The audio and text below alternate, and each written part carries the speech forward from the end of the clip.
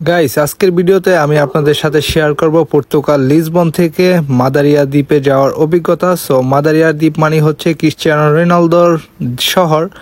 So ওইখানে ফ্লাইটে যাওয়ার অভিজ্ঞতা কেমন আর ফ্লাইটের কস্ট কেমন সবকিছুই থাকছে এই ভিডিওতে। সো সাথেই থাকেন এন্ড ব্লগটা এনজয় করেন। হোয়াটসঅ্যাপ বিউটিফুল পিপল, আসসালামু আলাইকুম। ইটস মি লিমন, আবার চলে আসলাম তোমাদের মাঝে নাদার ব্লগ নিয়ে। তো welcome to my official Facebook page and YouTube channel guys. তো রাইট নাও গাইস, ব্যাগ গাট্টি বোচকা প্লাস ইন্টু দেখে বুঝেই গেছেন যে পর্তুগাল লিসবন থেকে মুভ করতেছি। আর রাইট নাও আমি আছি হচ্ছে পর্তুগাল লিসবনের চিরচেনা মাতৃমনিসে। তো মাতৃমনিসে সকালের নাস্তাটা না করে গেলে আসলে ব্যাপারটা জমে না। তো এখানে নাস্তা করতে চলে আসছি। এখানে রুটি নিছি, ডাল ভাজি নিছি আর হচ্ছে ডিম ভাজি নিছি। দুইটা রুটি, ডাল ভাজি আর ডিম, টোটাল 3 ইউরো। সকাল সকাল নাস্তাটা না করে গেলে ব্যাপারটা আসলে জমতেছিল না, কারণ এখন বাজে হচ্ছে 9টা, আমার ফ্লাইট হলো আপনার 12টায়। তো 11টার মধ্যে এয়ারপোর্টে থাকতে হবে। আর এখান থেকে এয়ারপোর্টে যাইতে সময় লাগে আধা ঘন্টা থেকে 40 মিনিট সর্বোচ্চ, আর রাস্তা ফাঁকা থাকলে 20 মিনিট। তো যাই হোক, আমি বোল্টে কার কল দিয়েছি, আর কার আসতেও 15 মিনিটের মতো লাগছিল।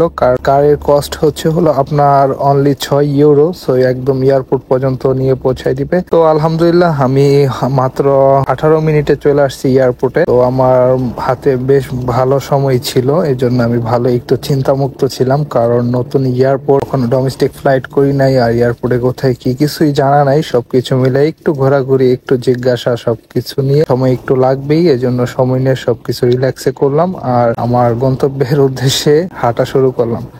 তো যাই হোক, অ্যাট লাস্ট আমার সবকিছু হয়ে গেল। আর এখানে একটা ইন্টারেস্টিং বিষয় হচ্ছে যে ডোমেস্টিক ফ্লাইটে কখনো ডকুমেন্টস বা সিজর চাই, এটা জানা ছিল না। তো আমার তো সিজর নাই, আমার পাসপোর্ট ছিল, এই জন্য আমাকে আসতে দিছে।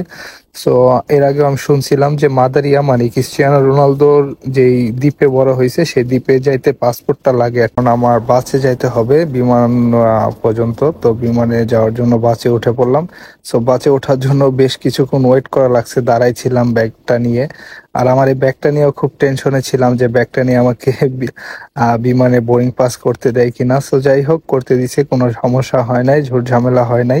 আর বাই দ্য ওয়ে গাইস, আপনারা হয়তো অনেকেই জানেন, আবার অনেকে জানে না, ক্রিশ্চিয়ানো রোনালদো যে শহরে বা যেইখানে বড় হয়েছে ওইটা কিন্তু টোটালি একটা দ্বীপ। ওই দ্বীপে আপনার এয়ারপোর্ট মানে এয়ার ছাড়া কোনো ওয়ে নাই যাওয়ার জন্য, বিমান ছাড়া ওইখানে যাওয়ার কোনো রাস্তা নাই। জাহাজ আছে, ওইগুলা টুরিস্ট জাহাজ যায়, অনেক এক্সপেন্সিভ, আর মালবাহী জাহাজ যায়, এগুলো আসলে যাত্রী যাওয়া আসার জন্য নয়। এখানে একমাত্র মানে চলমান যান্ত্রিক বা যানবাহন যেটাই বলেন সেটা হচ্ছে ফ্লাইট। তো ফ্লাইটে মানে বিমান ছাড়া কোনো ওয়েই নাই। তো দেখেন নিচে লিসবনটা দেখা যাইতেছে, পুরো পর্তুগালটা। তো এখান থেকে আমার এখন প্রায় 2 ঘন্টার একটা ফ্লাইট।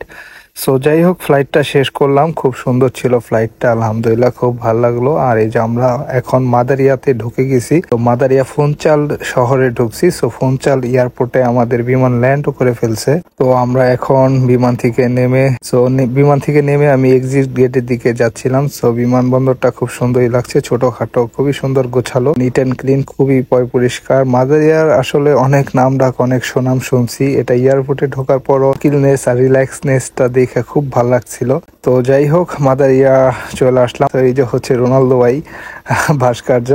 আর হ্যাঁ, বিমানের টিকিটের কথা বলি, এটা আসলে সিজনাল ভাবে ভ্যারি করে। সো শীতের সময় প্রাইসটা খুবই কম থাকে, আর সপ্তাহ 10 দিন আগে কাটে রাখলে প্রায় প্রাইসটা অর্ধেক হয়ে থাকে, আর ইনস্ট্যান্ট 1-2 দিন আগে কাটলে আপনার অনেক বেশি হয়ে থাকে। সো এখানে একটা ইজি বাস না কি বাস যেন, এটা নিলাম, এরো বাস। 6 ইউরো এটা টিকিট। এটা একবার ফুনচাল সেন্টারে নামাবে, মানে শহরের সেন্টারে নিয়ে যাবে। 6 ইউরোতে উঠলাম। আর টিকিটের কথা বললাম বিমানের, ওটা যদি আপনারা কাটতে চান 1 সপ্তাহ আগে কাটবেন। আর সামারের সময় যখন রাশ থাকে বেশি, তখন টিকিটের দামটা অনেক বেশি থাকে। এই লাস্ট 6 মাস টিকিটের দাম অনেক বেশি থাকবে। আর এভাবে বাকি দিনগুলো আপনার 30, 40, 20, 25 টাকায়ও টিকিট পাওয়া যায়। তো দেখেন গাইস, কত সুন্দর পাহাড়ি রাস্তা। আসলে এটা নিয়ে তো ব্লগ থাকবেই, পাহাড়ি রাস্তাঘাট।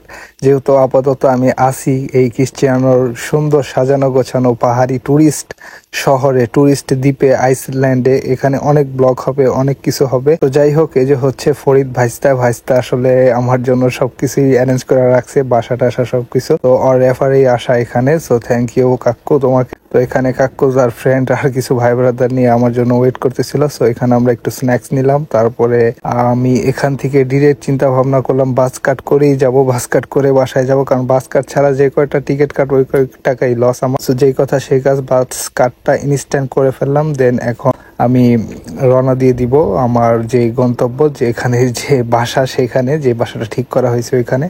So thanks for watching guys, এতটুকুই থাকছে আজকে ভিডিওটা। আর হ্যাঁ, বাস কাটটা করতে আমার লাগছে 30 ইউরো 15 দিনের জন্য, 60 টাকায় আপনার 1 মাস। সো আমি 15 দিনের করছি, এটা শেষ হয়ে গেলে আবার 60 টাকাটা করবো। সো টাটা, গুড বাই, আল্লাহ হাফেজ, take care, love you guys.